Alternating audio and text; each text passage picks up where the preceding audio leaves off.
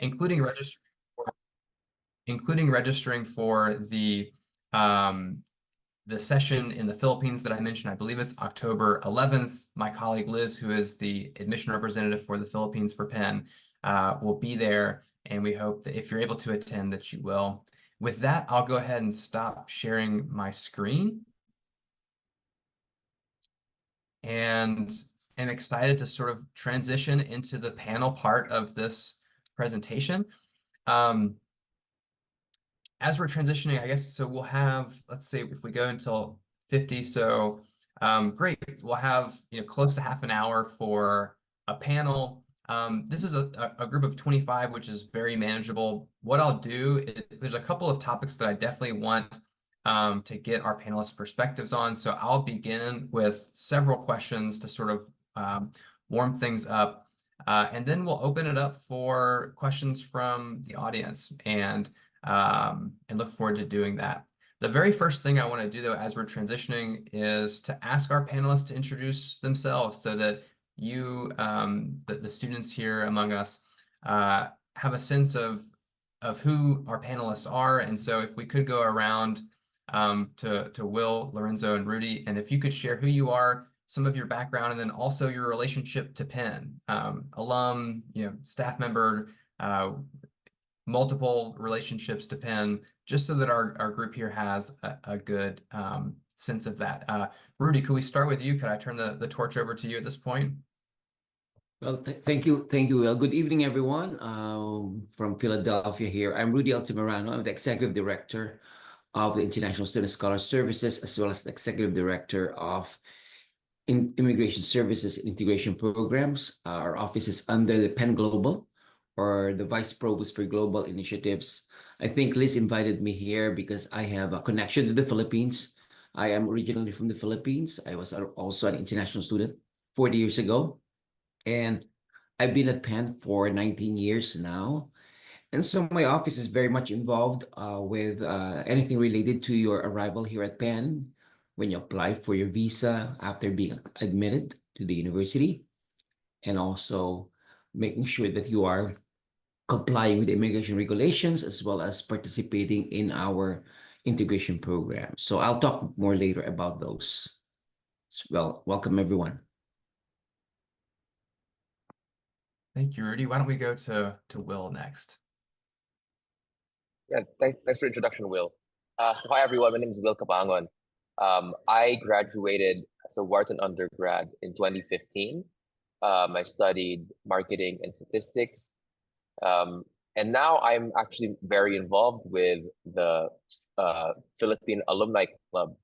And I've served as the president, I've served on the board, so still very much involved with Penn, but more as a volunteer and someone who's really grown to love the university, even post student life. Thank you, Will. And Lorenzo. Hi, so I'm Lorenzo Abate. I just graduated in May, actually, through the Viper program, which is a dual degree program in the college and engineering. So I studied physics and mechanical engineering as my two majors. At Penn, I did a lot of research, so I'll be happy to talk more about that. And so right now, I'm back in the Philippines for a little bit. I'm looking to just be more involved in, I guess, the alumni organization here. At Penn, I was involved a lot with like the Filipino club, the Penn Philippine Association, as well as like the sort of the unofficial Filipino group of like students from the Philippines itself. Excellent. Let me just say before we jump into the questions that we are really, really fortunate to have this group here. This is a wonderful representation with a lot of different perspectives, but I think who can speak really meaningfully to the insights that I would imagine that that our students here would like to hear about. As we transition to the questions, Rudy, I'd love to draw in on your insights for this first one, which is what are some of the student support services that you mentioned ISSS and global services. Would you expand on that a little bit more, both for international students, for Filipino students in particular, sort of everything you just mentioned, would you go into a little bit more detail so that our students have a better idea of what all of that is? Because I know it's a lot. Yeah, I know Penn is a very global university, as we all know, but being under Penn Global umbrella, our office, for example, I'll start with my office and then my affiliated offices in Penn Global. So my office is very unique compared to the other Ivy League schools because when I joined Penn in 2006, and as a former international student, I realized the importance of not treating these international students as just an immigration demographic, but also a very important component of the landscape of a university like Penn. And so I started embarking on initiatives related to integration programs. So we are very much involved before you arrive on campus. So we have introduced the Forerunner program, where we go to the countries, for example, China, India, we went to Brazil, we went to Singapore this year. We have some Filipinos who went to Singapore to join us for Forerunner. We went to Dubai. And so basically we meet with parents and also the new international students, engage with them. And the concept of Forerunner is to make sure that when you arrive in the university for what we call NSO or new student orientation, you're already well equipped. You don't have to deal with jet lag. You're already connected with networks. You already know a lot of people from your cohorts, the alums, and also the faculty. We also fly faculty in the Penn delegation. So that's Forerunner. We're also very unique that for the second year in a row, we have the Penn Global Mosaic. And that's the pre-orientation program. I think for Will and Lorenzo, you might not be exposed to this, but pre-orientation comprised, for example, of Pinnacle and PenQuest as some of the very most traditional pre-orientation programs. But Penn Global has introduced what we call Global Mosaic, where it's a global theme, but it has, in terms of attendance from international students, we have about 19 this year and 26 US students, while other pre-orientation programs like PenQuest and Pinnacle has only about 5 to 7 internationals. We also offer the Intercultural Leadership Program, which is a program that will instill intercultural awareness between international students, domestic students, both undergraduates and graduates. Very unique because there's no such program in the University of Pennsylvania that caters to both graduates and undergraduates. Other than that, we have what we call GRIP, which is graduate the internship program that you can go abroad and be involved in an internship abroad. We have Penn Abroad, for example, the traditional Penn Abroad, as well as Penn Global Seminars, where you take a class and part of the class is going abroad and making sure that you are embedded in the cultural experience. And so Penn Global is also involved with, for example, the Penn Biden Diplomacy and Engagement, originally called Penn Biden Center. We are also involved in Perry House, that's part of our umbrella. And Will alluded to this earlier. Perry House is very much active in bringing the best of the best in terms of ambassadors or the top researchers and faculty who are involved in global engagement. So basically, our main purpose is to make sure that you are well embedded, you are well integrated to the university community. We are very well aware that sometimes you realize that you're only here for academics, but we have seen studies have shown that if you are not well integrated, the success in the academic realm is very much impacted. I know some of you, I've seen this through the Filipino community. They're not familiar with ISSS or Penn Global, but if you join Penn, I really encourage you to be involved. Introduce yourself to me. I'm very much involved. I am very invested on the success of international students, and that's very unique. My colleagues in the Ivy League Plus are really looking forward to making sure that they also do that in their own respective communities. But I think Penn is very much ahead in terms of this. We're also very active in advocacy. We have been working very hard in making sure that the needs of international students are met in terms of working with our U.S. federal agencies, the government agencies. We make sure that what we call optional practical training and curricular practical training are very much in the limelight. And of course, working with our political advocacy voices in Capitol Hill. We are also in terms of creating advocacy groups. We have what we call ISTAR, International Student Table for Advocacy and Relations. And this is pivotal for hearing the voices of our international students through the five student leader groups: AIS, Assembly of International Students; UA, Undergrad Assembly; GAPSA, which is the Graduate Association Professional Staff Assembly; and of course, ISAB, International Student Advisory Board. So we have created very intentional uh, platforms here. We also have IPOG, which Liz O'Connell is a very active member since 2006. And IPOG is called International Partners Outreach Group, partnering with our student leader groups. And it's very unique because there's a conversation, engagement between Penn administrators and also the student leaders and international students. You will never see that in campus, where we provide an opportunity for international students to dialogue or engage with the vice president of public safety, the vice president of student affairs, the vice president of general council, as well as the faculty from all the 12 schools. So in a nutshell, Will, that is what I can offer. If you have questions, I think one thing that people don't realize is ISSS, or Penn Global, is very much involved in this, which is very unique to the University of Pennsylvania. So looking forward to hearing your questions, and if you happen to be joining us in the future, I'll be more than glad to welcome you personally.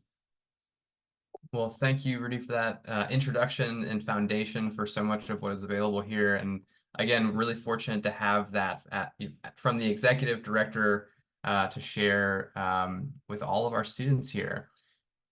My next question is really opening it up and perhaps much broader. And by the way, that question was specific to Rudy in particular, but for really all of the rest of these, I hope that all of our panelists feel encouraged to jump in and have multiple answers for these questions. But I would love to hear in your own words about the international and the Filipino community at Penn. Put another way, how have you experienced it? What would you like to share, just to offer some insight? Now that we've learned about a lot of the programs and opportunities and resources, how do students experience it when they're on campus? All of you are alums and now engaging with the campus community in different ways. Would love to have a couple of perspectives on that question. And anyone feel free to chime in. Yeah, I'm happy to take that question, Will. It's interesting that we bring up the international student community. In my experience as a student 10 years ago, there's sort of layers to it where you had your sort of core Filipino group of international students, and we would all hang out on campus. And we're all very much from the Philippines. But you kind of zoom out a bit and you have your sort of group of Southeast Asian students and your broader Asian students, and then just international students in general. As an alumni now, I've grown to appreciate that network much more because living in the Philippines, obviously I have my friends here who have moved back to the Philippines, but also I have friends in Hong Kong, friends in Indonesia, friends in Japan. Just a couple months ago, I was at a wedding in Bali for one of my friends from college. It's really one of those things that you take with you.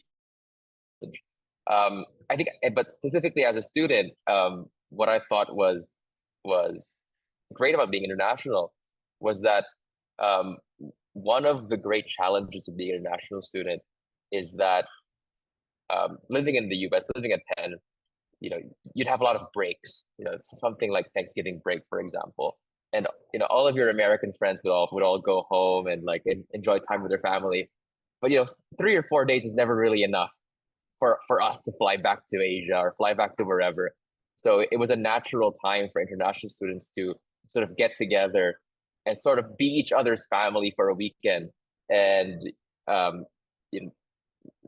bond was something that we kept for the rest of our lives. And those memories of traveling around the U.S. or or even just staying on campus, those were very precious. I'll be happy to share a little bit of my experience too. So I started at Penn in the middle of the pandemic. So my freshman spring, I was allowed to move on campus, and so I moved on campus. I didn't know anyone, but the Filipino community that was still in Philadelphia really welcomed me. Um, they really acted as like my home away from home, and to this day, they still are. Basically, like every weekend, we would hang out. We would cook Filipino food, or um, we just cook food, and so they would share their experiences throughout their many years at Penn, where I would sort of just be eagerly listening to everything they said, trying to pick up some advice, and that continued on, I guess, as I progressed through college. The Filipino community at Penn is probably the closest Filipino community I know of.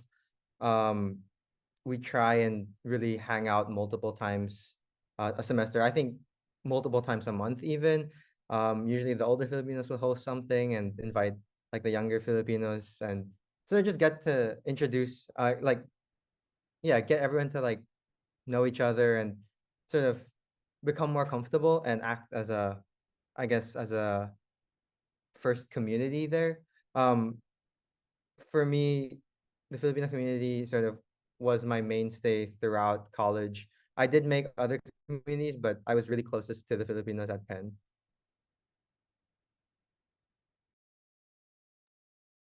Thank you both so much. And I just want to highlight something, Will, you said at the very beginning, which is the complexity of being an international student, and also the fact that there are, Filipinos in our community, but Filipino Americans and people who have multiple identities, and it's all part of the fabric here. And I'm glad that you made that point.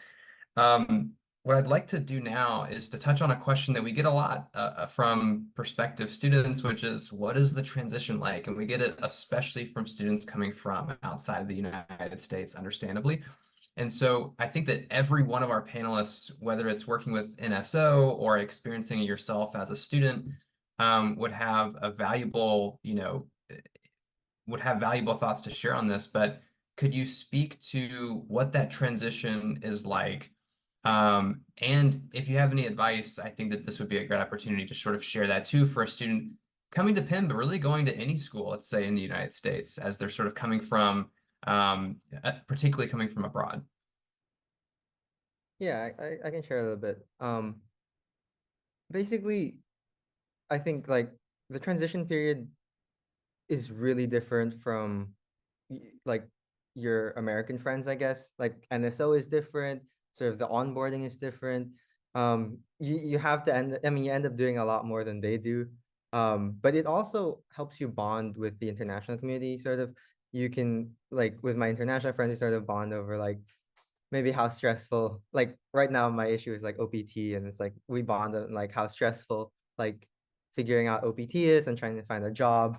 But like at the start it was sort of like, oh, we have to, I guess, for the first time going into the US, like, oh, do we have our I-20 ready? Do we have our visas ready? Do we have all these little documents that I guess a typical American student wouldn't have? And it's sort of I'm grateful for how like easy the process is, thanks to Penn.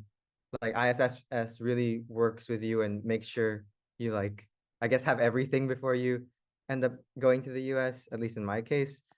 But yeah, transitioning to the US, it's easy and difficult in different ways. I think I went to international school, so I'm fortunate enough to have a sort of like very similar culture, I guess, here at an international school and then moving to the US. But I would definitely say like for my friends at Penn who came from like Bisay or came from like more like or Xavier, just more like local schools, the transition process is a little bit more different.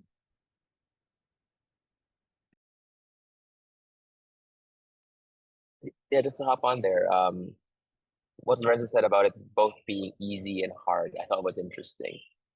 It's hard in the obvious sense that, you know, it's really the only time in your life where you're sort of being plucked out from where you spent, 18 years of your life and being thrown in a brand new country. If you're lucky, you know one or two people, but in all likelihood, it's zero. So in that regard, it's hard. But the easy part was that everyone's in the exact same boat and everyone sort of wants to be making friends as well. And I give a lot of credit to the school, office like Rudy's office. there were so many opportunities and so many programs that the university cultivated to meet other students and to really build those bonds very early on, even before NSO, even before your first day on campus, like what Rudy was saying earlier. So it is intimidating to think about, to sort of to be plucked into, to be sort of dropped into this situation. But really, I found that everyone was in the same mentality of wanting to make new friends, and that really went across cultures. It wasn't just the Filipinos trying to make friends with other Filipinos, like you know uh my friends from the US, my friends from other countries in Asia. Everyone wanted to sort of build that network early on, and if it can be a bit tough. Maybe you're a bit introverted, but it I think the attitudes of people was very welcoming, even for someone like myself, who I would consider quite introverted. I'll speak on behalf of the Penn staff perspective here. I think for the Filipino undergrads, one thing with the Filipinos is we're very friendly and very how do you call this, amicable and social, right? And it's with my experience with Filipino undergrads, it's easier for them to navigate the Penn landscape, right? Filipinos are used to, will from the pen. We are very, how do you call this? Called the Bayanihan spirit more. And so it's a community. Filipinos are very friendly, the smile. And so it's easier for them to transition. However, there are also those nuances that they are not familiar with. Like Will and Lorenzo talk about, that the layers are very complex. They don't realize that, oops, I forgot that my I-20 needs to be signed or to be extended. Or I'm going home to the Philippines to visit during Christmas time, and I forgot to have it. There's a need for a travel signature, and sometimes you cannot blame our students because Penn is a very, it's an Ivy League university, high pressured environment. There's the Penn face that you have to deal with. And so sometimes they forget little things like that, or they forget to read our emails announcing that there's a new immigration change or regulations that are out there. And when you are so busy dealing with your academics, it's so easy to forget those things. And that's the transition. Transition is not only in the beginning part, but also throughout the first semester, even throughout the year. Um, you will just be surprised. Oops, I didn't know that I need to do that. Or, oh, wow, I didn't realize that the professors are very different. Even though the Philippines is much similar to the US educational system, uh, Penn is a very global university. Professors are coming from all over the world. Wharton in itself, it's a very global one. Engineering, even nursing in the college. And so, even though we are used to the US educational system, they will be shocked that a professor from a particular part of a country like China or of Sweden have a different way of their pedagogical approach is so different. And sometimes when I talk to students, I didn't realize, and they don't know how to engage with those professors and even with classmates. And so my advice is when you enter the university, like Penn, for example, just enjoy the ride. Look at Will and Lorenzo. They have that very positive aura. If you have a very positive, positive thinking already, positive mindset, it will help you. And if I have a piece of advice, I have three: authentic vulnerability, empathetic resiliency, and also cultural humility. Authentic vulnerability, if you can admit that you are just one of the 2,000 undergrads, for example, everyone struggles, and you're willing to know that getting a B's or C's in your first exams, it's okay as long as you can admit it, uh, and not be discouraged and not be ashamed to ask questions. That's authentic vulnerability. Empathetic resilience is you are ready to bounce back from setbacks, right? But you have to be empathetic, not just to others like co-Filipinos, but also yourself. Self-care is very critical. And number three, cultural humility. Yeah, you're from the cream of the crop, right? but sometimes we need to be humble and be self-aware. I think those three things will make you transition very well. Instead of saying, well, you need to be a leader, you need to stand out. But if you have those three qualities, reality checks will help you bounce back faster. Um, and be human. So that's my advice about transition. So great. I'm glad we had everyone join in for that. And one of the takeaways I had is, new story orientation is very helpful, but this is a process, right? Don't expect the transition to be done at the end of new student orientation, as valuable as that is. It's a process of growth and exposure and learning. And so I think that's probably true at Penn and for other schools too, as you're coming to the United States and getting a sense of this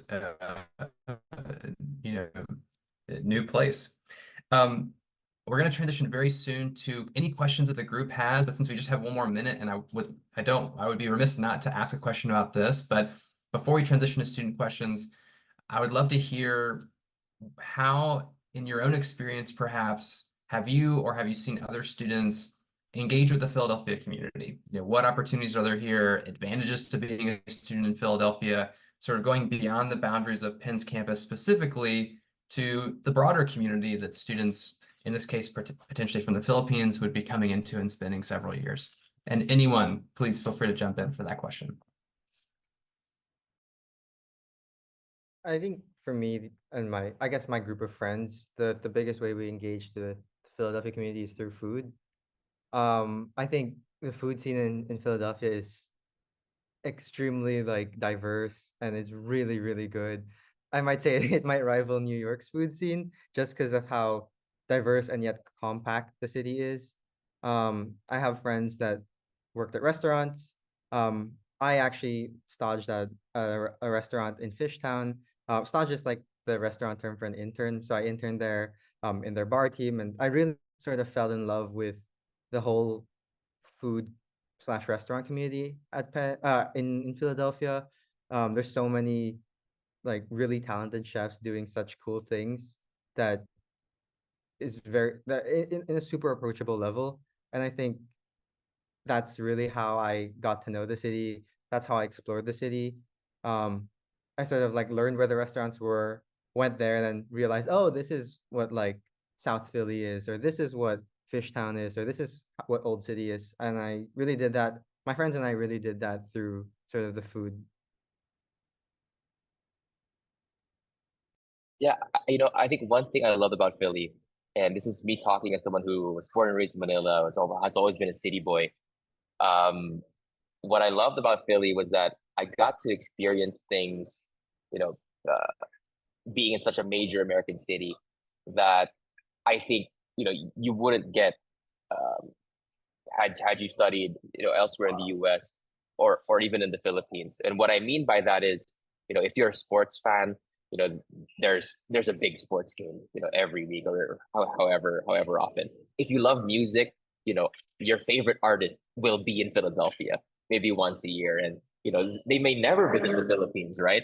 And that's what I loved. I'm a big music fan.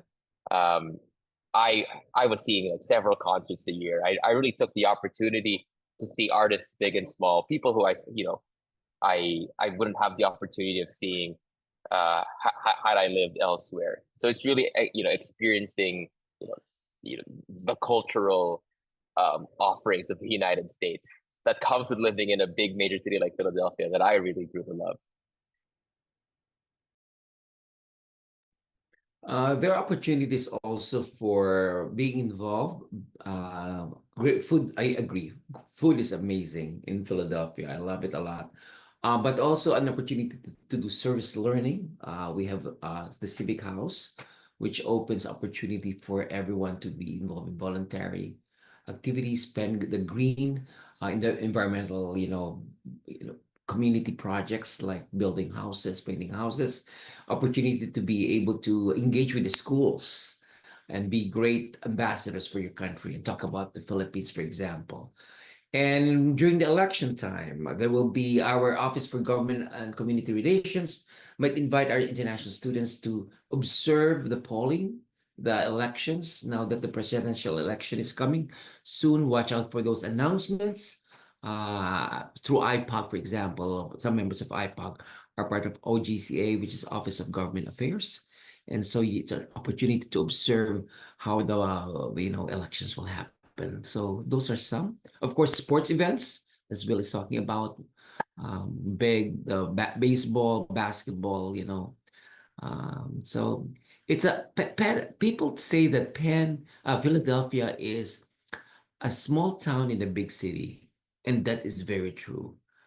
Because you're able to immerse, easy to navigate. It's a walking city, but sometimes it gets tiring if you're not used to it. But it's a small town in a big city. You make your friendships, you develop your own niche here, and enjoy. I like Philadelphia a lot. I came from Michigan originally. I studied there as an international. So for me, Philly is a wonderful city, compared to other cities in the United States. So Wonderful. Thank you. Well, in the time we have remaining, we want to open it up for the opportunity for any students to ask questions. There's only 23 in here at the moment, so I think it's probably okay if you unmute and ask your question. If there are a number of people, we might want to resort to raising hands. But are there any questions that the audience would like to ask of our panelists or of me? Yes. Yeah, hi. I'm Ish. I'm from the Multiple Intelligence International School, and I was born and raised here in Quezon City. Yeah, I just want to say thank you for the very comprehensive panel discussion to Sir Rudy, to Sir Will, to Sir Lorenzo, and Sir Will as well. I'm actually pretty grateful because like this Zoom meeting didn't really just highlight UPenn, but it kind of showed the products of Penn. So it was a more diverse discussion on what Penn can offer and, like the community that it can just bring. So I actually have like kind of like a list of questions, but I just highlighted them down to two because I don't want to take too much time. I guess I'll jump into like my biggest one. So, as like a fellow change maker, a lot of the universities, especially the T20s in the US, can really offer you a lot of nuanced lessons. But I just wanted to ask if there's a particular like nuanced lesson that you learned at UPenn that you feel you could bring back home into a more local and Filipino context. So I guess the way it was just going through my head was that we have our own processes of, solving issues or whatnot here in the Philippines. But was there like a lesson that you learned at UPenn that gave you another idea or perspective to, like tackle something? Well, thank you so much for your comments, and I'll open it up. I hope that our panelists will have something to say about that. But let me just say too, because I know you said you have a list of questions, other people might have questions here as well. We'll get through whatever we can here, but this is not the end. So there will be plenty of opportunities to ask questions. In fact, I'm going to put a link to the event that I mentioned earlier where Liz will be in Manila. And so you'll have the opportunity to ask her questions. We have other virtual sessions like this. So if we don't get to everyone's questions now, that's totally fine. There will be lots of opportunities to ask those. And with that, I will step back and welcome our panelists to address Yusha's questions here.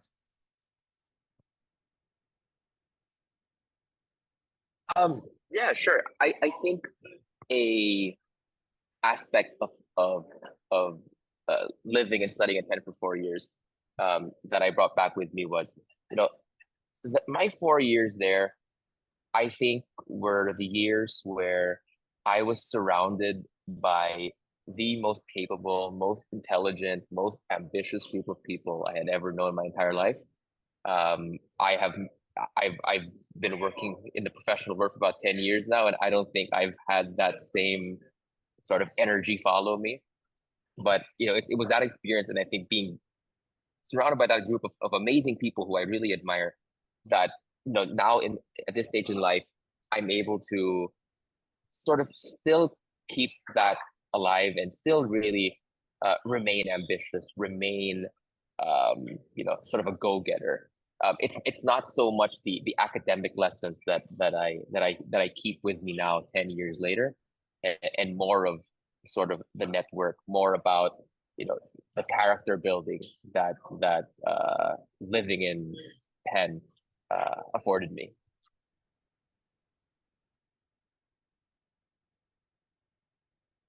In the interest of time, why don't we jump to your second question now? And then Yeah, I for think we'll, sure. we'll have time just to maybe get to Lance's question as well. We'll try to squeeze in that one Yes. too. Thank you. Thank you, Sir Will, for that.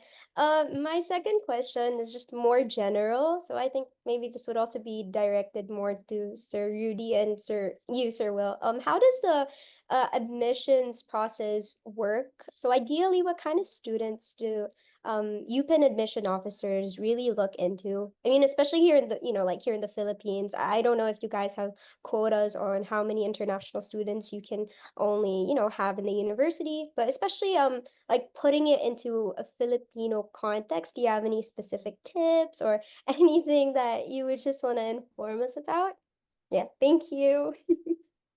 Thank you for that question. I'd be happy to jump in on that. And you really hit the nail on the head, so to speak, which is everything is put into context, right? So, and thank you for putting the link into the chat for that for our event in Manila.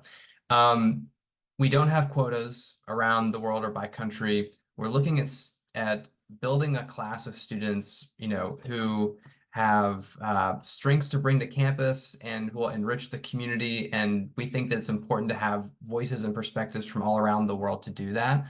And when we're reviewing students in different contexts, like the Filipino context, we're looking at them within that context and how are students excelling within that particular environment. Different opportunities and grading systems and all kinds of things are different around the world, and even county to county, school to school in the United States. And so everything has to be contextual. I know we're at 9 o'clock. Why don't we jump to Lance's if we can get one more quick one in, because he had his hand up, and then we'll probably have to leave it there. Lance, would you like to ask your question? And thank you, Yish, for your couple of questions too. Hello, am I audible? Hi, Oh, I hello there. just see. So, Go ahead. hello.